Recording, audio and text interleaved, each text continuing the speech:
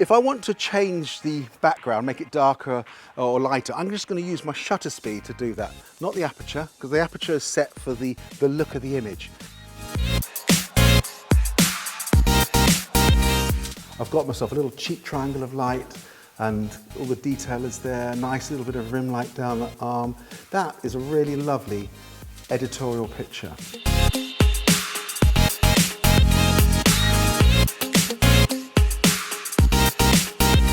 Oh wow! Look at that, a little bit That colour's smooth. amazing. Is that great?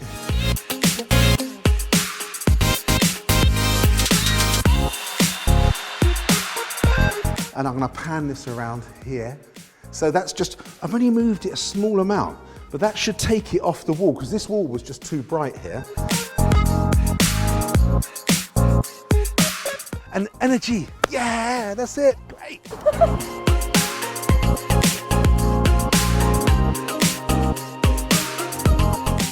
Make the world your studio.